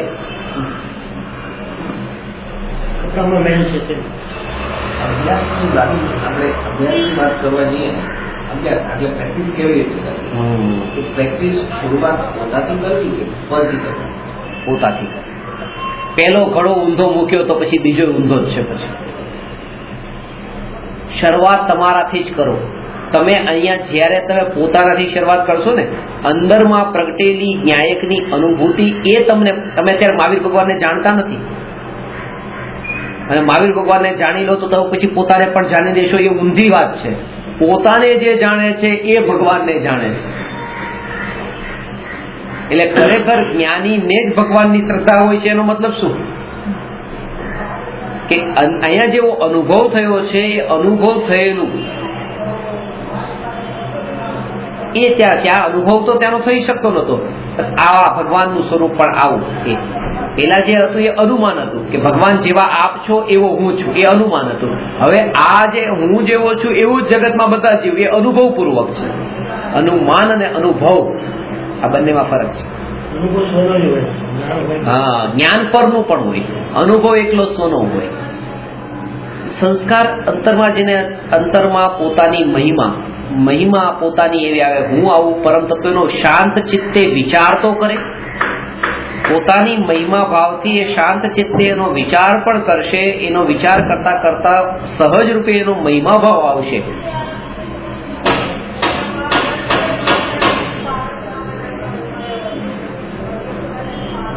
અને આવા ભાવ સહજ સાથે આવે, પાછા સાથે આવા ભાવ આવે, શુભ ભાવ. અને શુભ ભાવમાં એટલો એને સંતોષ જ ન હોય, અટકવાનું ન હોય. કારણ કે જીવ મોટા ભાગે કષાયમાં અટક્યો છે. બેનશ્રીબેને આના માટે શબ્દો વાપર્યો, રૂંધાયેલો કષાય છે. રૂંધાયેલો કષાય છે. અંદરમાં ભગવાનની ભક્તિ કરતા કરતા, ભગવાનના ગુણગાન ગાતા ગાતા, પૂજા કરતા કરતા, અથવા અહીં સુધી શાસ્ત્ર વાંચતા વાંચતા, પ્રવચન સાંભળતા સાંભળતા અંતરમાં તમને ક્યારેક આનંદ આનંદ આનંદ એટલી શાંતિ લાગે. પણ આ શાંતિ જે છે, આ શાંતિ એ ઇન્દ્રિય સુખ છે.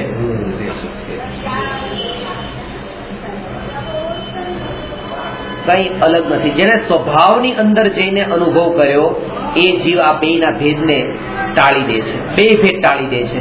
એ જાણે છે કે પેલા ફિલ્મના ગીતો સાંભળીને જે કર્ણેન્દ્રિયના વિષયની પુષ્ટિ થતી હતી, હવે કર્ણેન્દ્રિયના વિષયથી આ પ્રવચન સાંભળીને કર્ણેન્દ્રિયના વિષયની જ પુષ્ટિ થઈ રહી છે. કાનથી સાંભળવાની મજા આવે છે. પેલા આંખથી જેમ દેખવાની દ્રશ્યો, ફિલ્મ દેખવાની મજા આવતી હતી, હવે આંખથી ત્યાં અક્ષરો વાંચવાની મજા આવે છે. આ ઇન્દ્રિય સુખ જ છે. પેલા જે મનના નિમિત્તે વિચાર કરીને, ભોગોના વિચાર કરીને આનંદ લેતા હતા, હવે આ બસ ખાલી મનના નિમિત્તે આત્માનો વિચાર કરીને, પરમાત્માનો વિચાર કરીને આ મજા આવે છે. આ ઇન્દ્રિય સુખ જ છે. અતિન્દ્રિય એને જ ખબર પડે છે આ ભેદ કોને છૂટી ગયો છે. એટલે આ બધું ઇન્દ્રિય એક કેટેગરીમાં કોણે રાખી દીધું? જેને એક ન્યાયકને અંદરમાં અનુભવી લીધું એને ખબર પડી કે આ બધું તો અલગ જ કેટ છે. આ ન્યાયકથી અલગ કેટેગરીનું હતું અને ભોગોની એ જ કેટેગરીનું હતું. અને આ ભ્રમના કારણે થઈને અત્યારે આ બે ભેદ તો થઈ ગયા છે કે પેલું આ તો સંસારનું સુખ ને આધ્યાત્મિક સુખ, પેલું ભોગોનું સુખ, પેલું ભૌતિક સુખ, આ આધ્યાત્મિક સુખ. આ આધ્યાત્મિક સુખ એ સ્ટેમ્પ લાગેલો છે. હવે એને છોડે શું કામ? એને પણ એ જાણે કે આ વચન બોલ્યા ભગવાનના, અહો અહો અહો શ્રી સદગુરુ, એમાં જે આનંદ આવે છે ભક્તિનો, ત્યારે એમ લાગે કે બસ આમાં પણ મન જોડીને છૂપો આનંદ લઉં છું. આમાં મન જોડાય છે કારણ કે પર સાથેનો સંબંધ જોડાયો છે. આમાં સ્વતંત્ર ને સ્વાધીન આનંદ ક્યાં છે એવું એને લાગતું નથી. કારણ કે પેલો આનંદ તો છૂટી ગયો, ભોગોનો, અંતરનો પ્રગટ્યો નથી. અને આ છોડી દો તો જાવ ક્યાં? એટલા માટે ભયભીત થઈ જાય છે કે ના, આવું નહીં કહો તમે કે આ આનંદ ઇન્દ્રિય સુખ છે. સાંભળવાની હિંમત નથી ચાલતી. એને ઇન્દ્રિય સુખ નહીં કહો. આ કઠોર સત્ય છે. પ્રવચન સાંભળવું ઇન્દ્રિય સુખ છે. પ્રવચન સાંભળવું એટલે સાંભળીને સુખ માનવું, આનંદ માનવો ઇન્દ્રિય સુખ છે. શાસ્ત્રો વાંચવા, વિચાર કરવો, આ બધું ઇન્દ્રિય સુખ છે. અને જીવ અહીંયા અટકે, એને રૂંધાયેલો કશાય કીધો. રૂંધાયેલો, અંદર એવો પાણીપુરી મોઢામાં નાખીને ગળામાં એવી ફસાઈ ગઈ છે, રૂંધાઈ ગઈ, પણ તોય મજા આવે છે. તોય મજા આવે છે. અંદર આમ ગળું એવું આમ થાય છે તો એવી મજા આવે છે. આજે અંદર આજે પાણીપુરી ગળામાં જેમ અટકી ને રૂંધાઈ, તો એ ગમ્યું. એવો કશાય અંદરમાં એવો રૂંધાયેલો હોય છે તો પણ અંદરમાં એને રૂચે છે, એ ખબર નથી પડતી.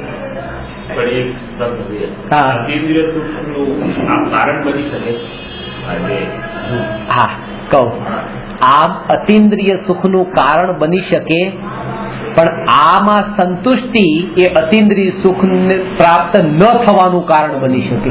એ મોટું કારણ બની જાય. કારણ કે એને દુનિયામાં કેવા, આ પત્ની છોડવા જેવી છે, પત્નીમાં અટકવા જેવું નથી, પત્ની ક્ષણભંગુર છે, પત્નીમાં કઈ નથી, આવું બતાવનાર ગુરુ, તો તરત જ પત્નીને છોડીને ગુરુને પકડ્યા. હવે ગુરુને પકડ્યા તો એવું કહેનારા તો દુનિયામાં ઘણા હતા કે પત્નીને છોડો, પત્નીને છોડો. પણ એટલે તો પાપરૂપ માનતા જ હતા કે પત્ની તો પાપરૂપ છે, પણ ગુરુ તો ધર્મરૂપ. એવું ગુરુને છોડવાનું કોઈ કહેતું નથી. એટલે હવે એ તો વધારે ડેન્જર થઈ ગયા ગુરુ તો. કારણ કે પેલું તો છૂટવાના ચાન્સ તો હતા ને, ક્યારેય પણ છૂટી જાય, એને ખબર પણ પડે કે આ છોડવા જેવું છે. આ તો લાગતું જ નથી. ગુરુ છોડવાનો ઉપદેશ કોણ આપે? અમારા જેવા એકાદ બે કોઈ એવા હોય કહી દે કે ગુરુ નહીં છોડો. પુણ્ય છોડવાનું કોણ કે? સરસ દાખલો કપડાનો દાખલો પર જરા વધારે. સાબુથી આપણે મેલ કાઢીએ છીએ, પણ સાબુ રહેવા નથી દેતા, એને પણ પછી છેલ્લે જવું પડે છે, એને પણ ચેન્જ કરીએ છીએ. સાબુ એ વ્યવહાર છે. સાબુ એ વ્યવહાર છે. વ્યવહાર છે. વ્યવહાર કરવા યોગ્ય છે. 3 વાક્ય યાદ રાખવાના છે. વ્યવહાર કરવા યોગ્ય છે, વ્યવહાર છોડવા યોગ્ય છે. પહેલું વાક્ય વ્યવહાર કરવા યોગ્ય છે, બીજું વાક્ય વ્યવહાર છોડવા યોગ્ય છે, ત્રીજું વાક્ય વ્યવહારનું ફળ છોડવા યોગ્ય નથી. અને હજી એક ચોથું વાક્યમાં એડ કરવો તો વ્યવહાર છોડવા યોગ્ય છે પણ તોડવા યોગ્ય નથી. થોડો ખુલાસો કરવાનો કરી દો. વાત આવી છે. વ્યવહાર કરવા યોગ્ય છે. કપડું મેલું છે, મેલું કપડું છે, એના ઉપર સાબુ લગાડ્યો, આ વ્યવહાર કરવા યોગ્ય છે. સાબુ એક મેલ જ છે, સાબુના ફીણ નથી થતા, ફીણ સાબુ લગા ફીણ થઈ ગયા તો કપડોમાં તો મેલ લાગેલો હતો, એ તો હતો જ તે, એ તો અશુદ્ધિ જ હતી, પણ આ ફીણ લાગ્યા એ અશુદ્ધિ જ થઈ. નવો મેલ એટલે વ્યવહાર કરવા યોગ્ય છે એટલે સાબુ લગાડવા યોગ્ય છે. બીજું વ્યવહાર છોડવા યોગ્ય છે એટલે હવે સાબુ લગાડ્યા પછી એ કપડાને પાણીમાં પલાળી નાખ્યું, મેલ પણ ગયો, સાબુ પણ ગયો, બધું ગયું, એટલે વ્યવહાર છોડવા યોગ્ય છે. વ્યવહાર છોડવા યોગ્ય છે પણ વ્યવહારનું ફળ છોડવા યોગ્ય નથી. સાબુ જે છે એ છોડવા યોગ્ય છે પણ સાબુનું ફળ જે મળ્યું ચોખ્ખાઈ કપડાની એને જ છોડી દેવાની, પછી કપડું ગંદુ નથી કરવાનું. વ્યવહાર છોડવા યોગ્ય છે પણ વ્યવહારનું ફળ છોડવા યોગ્ય નથી, કારણ કે એના માટે તો આ બધી મહેનત હતી. અને ચોથી વાત, વ્યવહાર છોડવા યોગ્ય છે પણ વ્યવહાર તોડવા યોગ્ય નથી. 14 પગથિયા છે, તમે ચોથા પગથિયે પહોંચ્યા, પાંચમા પગથિયે પહોંચ્યા, છઠ્ઠા સાતમા પગથિયે પહોંચ્યા, તો જાઓ ઉપર પહોંચ્યા, તો જયારે પાંચમા પગથિયે પહોંચ્યા તો ચોથું પગથિયું છોડી દો. જેમ ઉપર જાઓ તો નીચેનું છોડવા યોગ્ય છે, તોડવા યોગ્ય નથી. કારણ કે તમારું કામ થઈ ગયું છે, બીજા હજી કેટલાય લાઈનમાં ઉભા છે જે એ જ પગથિયેથી ચાલીને ઉપર આવવાના છે. એટલે આ વાક્ય સમજવા જેવું છે. વ્યવહાર છોડવા યોગ્ય છે પણ વ્યવહાર તોડવા યોગ્ય નથી. આ ઉપદેશ હું તમને આપું છું કે આ ગુરુને છોડો, ગુરુને છોડો.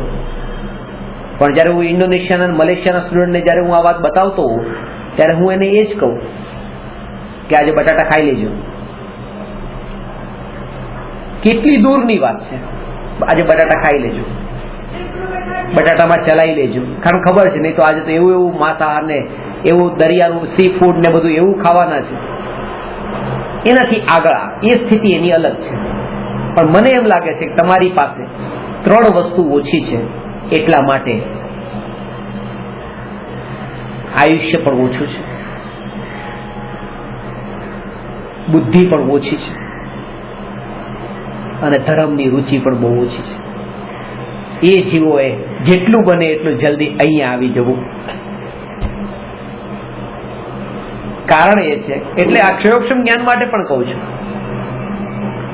બુદ્ધિ વિલાસમાં આ જેમ કીધું, ગીતા શ્રી કૃષ્ણને યાદ નથી અને અર્જુનને પણ યાદ નથી, પણ તો એ કામ થઈ ગયા બેયના. અને જેને અત્યારે ગીતા યાદ કરી છે ઝઘડામાં, એ જે અત્યારે અશાંત અને દુઃખી થઈ રહ્યા છે.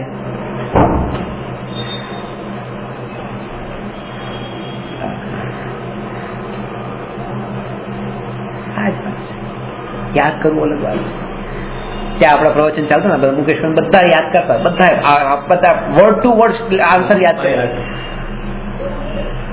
પછી મને કે પૂછો, તમે આ બધા લખેલા છે, હું પૂછો, મેં લાવો પૂછી લાવો. એટલે તમે તો લખાવ્યા છે પણ તમારે જ પૂછવાના, તમને ખબર ને તમે શું લખાવ્યું? મને યાદ નથી શું લખાવ્યું. હવે બધા યાદ હોય, બધું વર્ડ ટુ વર્ડ. મને હું ચેક કરવા છે આગળ ની લઈને ત્યારે હું એમને કહેતો, યાદ રાખવા કરતા ભલે એને અંદર પચાવી લો, બસ એ મહત્વનું છે. પરિણતિમાં ભણાઈ જાય એ મહત્વનું છે. ભલે ઓછું યાદ રહેશે, ભૂલાઈ જશે, તમને તર્ક નહીં આવડે, યુક્તિ નહીં હોય તમારી પાસે, એવા તમે દલીલો નહીં કરી શકતા હો, બધું ચાલશે. કારણ કે જે પામ્યા છે એને પામવાની પ્રસિદ્ધિ નથી જોતી, અને જે તર્ક આપી દે છે એને પામવાની પ્રસિદ્ધિ માટે તર્ક આપે છે. તમે ક્રિકેટ રમો છો ગુરુ થઈને, કે તમે ગુરુ થઈને પતંગ ચગાવો છો, ગુરુ થઈને હોળી રમો છો, કે ગુરુ થઈને તમે આ કરો છો. સમ્યક દ્રષ્ટિ પણ કરે છે. એટલે આને પ્રૂવ કરી દીધું કે હું સમ્યક દ્રષ્ટિ છું. પેલા જે હું પ્રૂવ કરી દીધું હું સમ્યક દ્રષ્ટિ છું. કારણ કે આ વાત સમ્યક દ્રષ્ટિને આમાં લાવવાની ક્યાં જરૂર હતી? તો એ કે જે પામ્યા છે એને કઈ જો ભલે કરે પણ આ પણ જવાબ ન આપે કે સમ્યક દ્રષ્ટિ કરે છે. ઠીક છે, જે કીધું તે કીધું. જો ખરેખર પામ્યા હોય તો એની સ્થિતિ તો આ હોય. જગત માટે કોઈ ક્રિયા નહીં થઈ. હા, ગુરુદેવ દવા લેતા હતા, ગાડીમાં બેસતા હતા, વિમાનમાં પણ બેઠા, અંદરમાં આત્માનો અનુભવ, આનંદના ઘૂંટતા પીનારા. અને એ જીવ મારા સાહેબને મને ઘણી વખત કે તમે આટલા વિમાનોમાં જાઓ, આટલી વાયુ કઈક જીવ આટલા મરી જાય, શા માટે આ જીવોની હિંસા કરો છો? મેં કીધું ગુરુદેવ આવું કરતા, પણ ગુરુદેવને જયારે લોકો કહેતા ને ત્યારે એમ નતા કે સમ્યક દ્રષ્ટિ આવું કરે.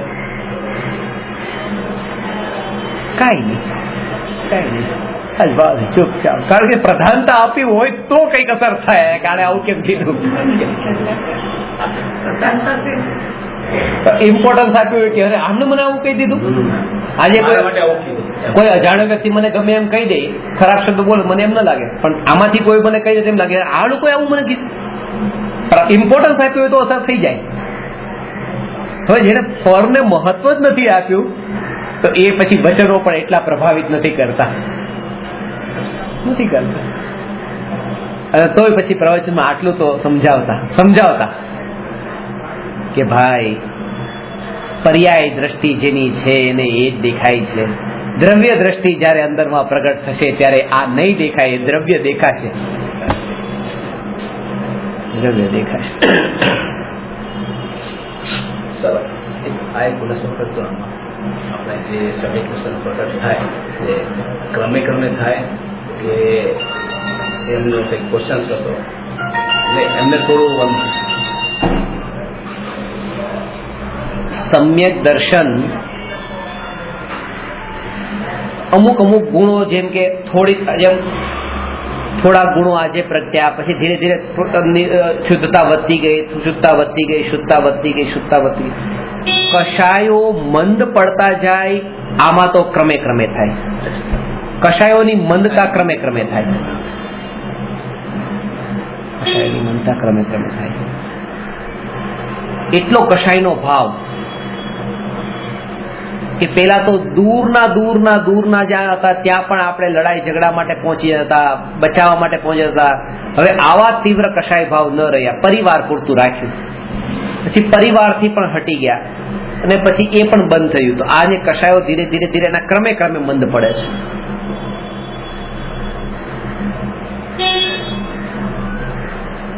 પેલા કોઈ પોતાને ગાળ આપતું હતું તો ઝઘડો કરવા લાગતા હતા, હવે એમાં નથી લાગતા.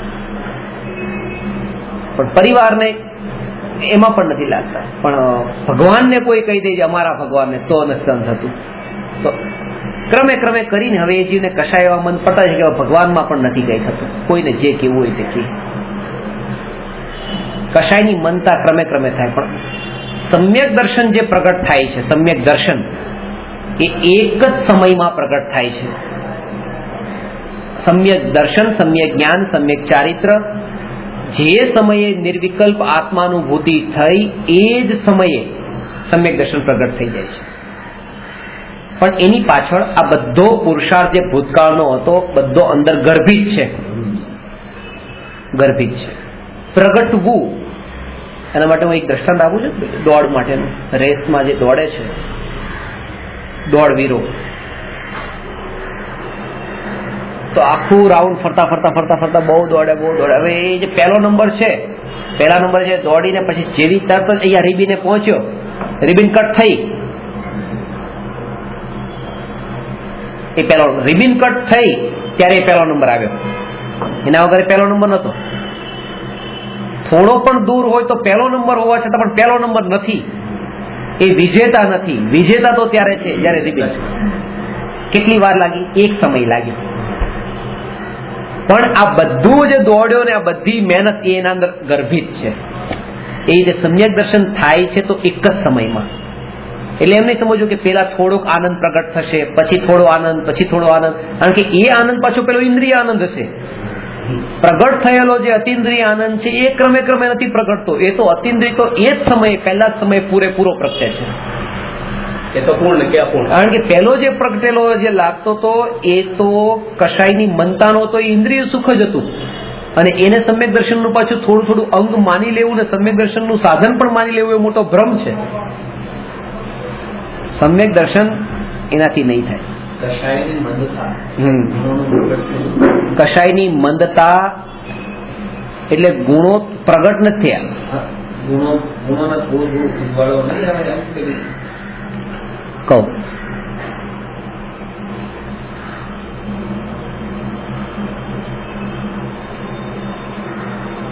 જ્યાં સુધી આ જે અનુભવની વાત છે, અજવાળું જે આવે અને જેની આંખ જ બંધ હોય એને અજવાળાથી શું પ્રયોજન છે?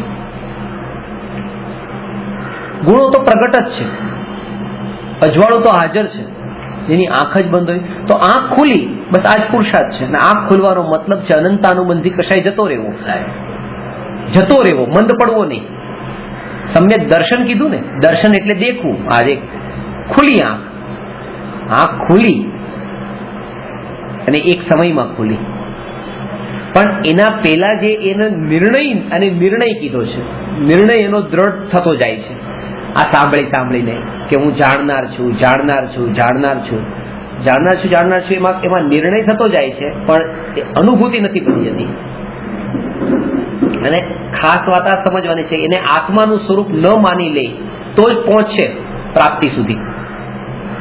આને આત્માનું સ્વરૂપ ન માની લે. આ આત્માનું સ્વરૂપ નથી કે જે આ કષાયોની મનતામાં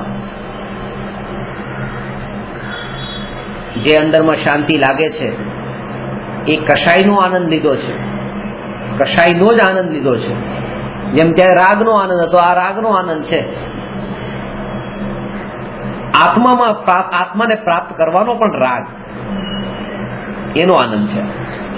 પ્રાપ્ત થશે એવો વિશ્વાસ, એનો આનંદ છે. હું પ્રાપ્ત તત્વ જ છું, હું પરમાત્મા તત્વ જ છું એવો જે વિકલ્પ, એનો આનંદ છે. નિર્વિકલ્પ અનુભૂતિમાં આ આનંદ નથી, ત્યાં અતિન્દ્રિય આનંદ છે. કારણ કે ત્યાં વિકલ્પ માત્ર નથી, વિકલ્પ નથી.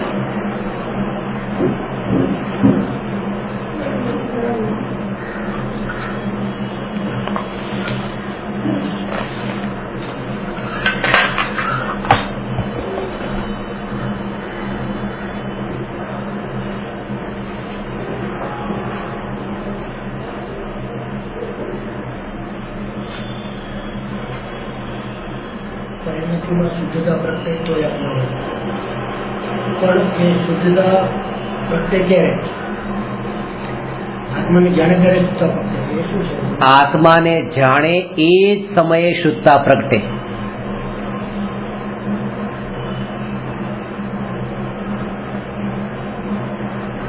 જાણે અને એમાં એકત્વ કરે ત્યારે આ પરિણતિ એટલે ચારિત્રની પર્યાય છે.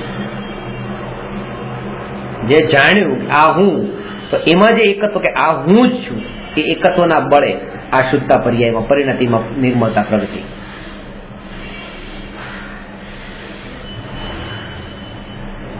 શ્રદ્ધા એટલે પોતાપણું, જ્ઞાન એટલે સાચાપણું, ચારિત્ર એટલે સારાપણું. સમ્યક દર્શન થયું તો જ્ઞાન ચારિત્ર ઓટોમેટિક સમ્યક થઈ ગયા. જેમાં પોતાપણું થયું એ ઓટોમેટિક સાચા ને સારા થઈ ગયા.